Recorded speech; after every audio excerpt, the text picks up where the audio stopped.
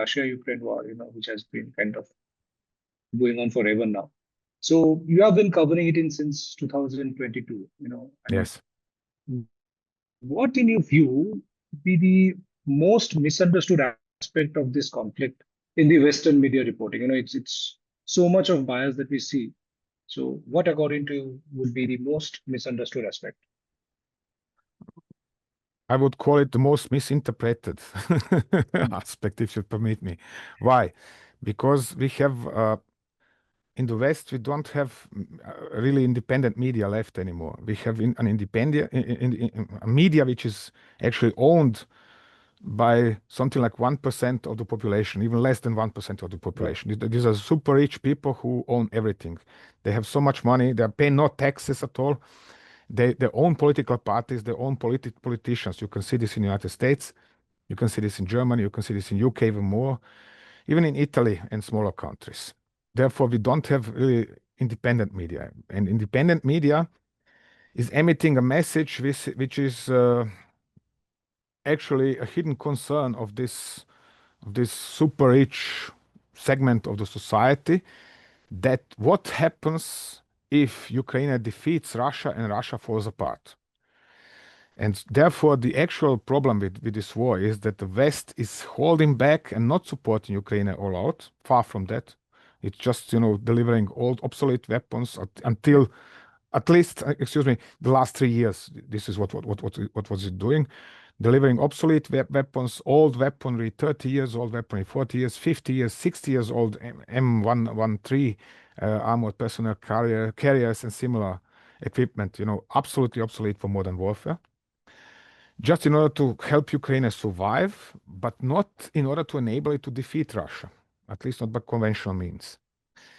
All of this out of fear that Russia, if it loses the war, that Putin might end being toppled or dying or whatever, and then Russia is going to fall apart, and this is what West wants to prevent.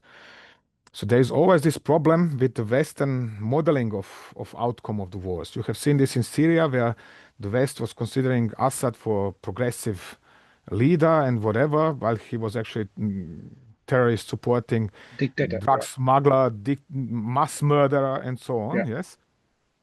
But he's better than some kind of perceived threat from jihadists and Islamists and whoever else. And now you see jihadist in power, and the guy is doing everything in everything possible, everything imaginable, in order to normalize just the life of the people in Syria, and to restart the economy, to relaunch the education, to make normal life possible. And he's not after fighting any kind of a jihad somewhere abroad, or shooting Yeah. down civilian airplanes or something else. So this is the problem number one in the West. This is this false narrative that we are supporting Ukraine and we are doing whatever is possible, but we are not doing everything possible. Far from that. The West has not even ramped up its defense sector as expected by everybody in 2022.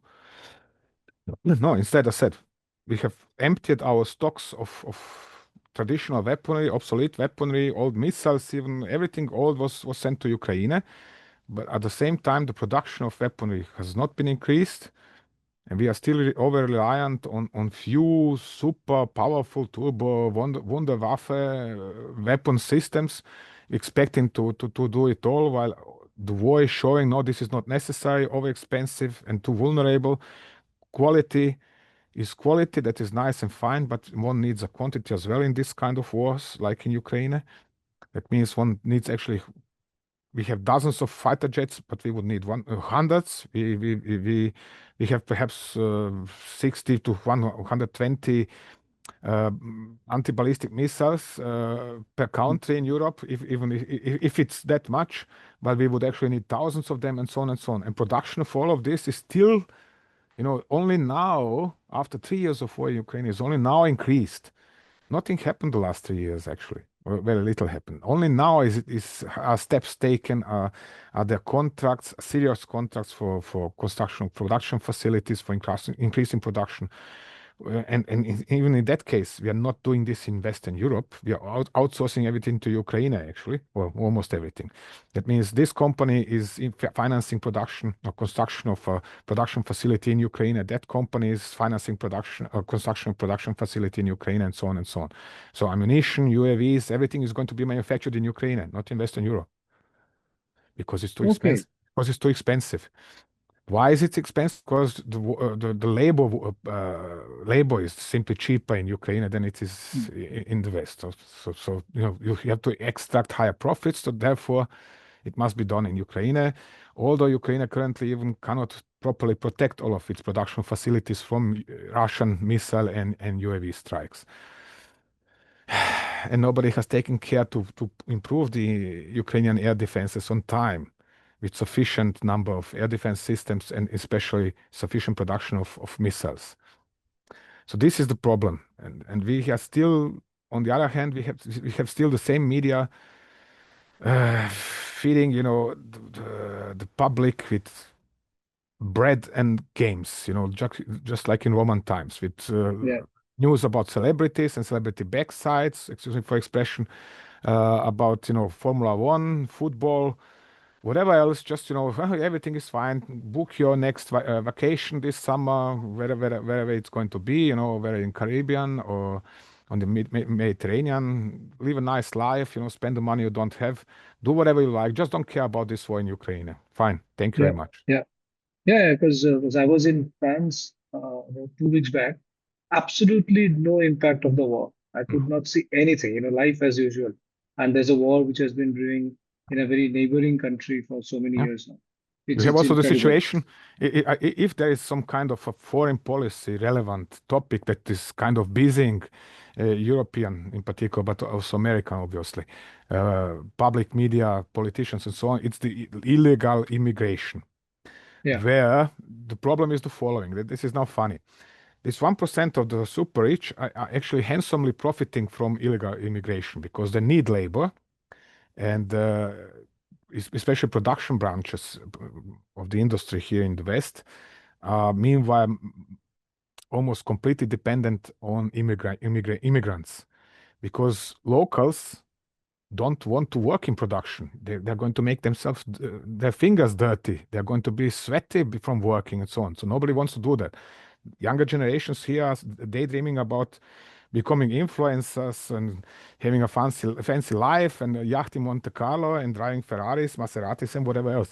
Nobody is dreaming about working in a factory or doing back-breaking work on the fields here in Europe. So all of these jobs, including care, healthcare in the hospitals about patients and so on. This is all. Even doctors are meanwhile, large number of them are immigrants from Yeah. Syria, even from Afghanistan, from Iran, from anywhere, just not from Europe or from the United States.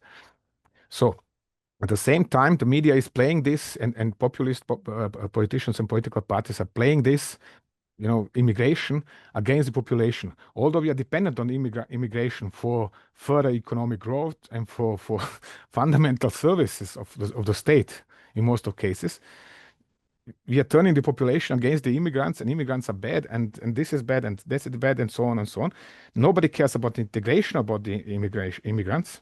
Nobody cares Yeah. about teaching them to speak local languages. Nobody cares about teaching them the local customs, which is fundamentally different than from in the countries where they are living. No, instead they are bad, and we have to build tall walls around Europe and the United States to secure our welfare state or Yeah. whatever it Yeah. is. This is another thing that is because you have asked about what is this public perception and how is this played against everybody else. And this is the problem number one.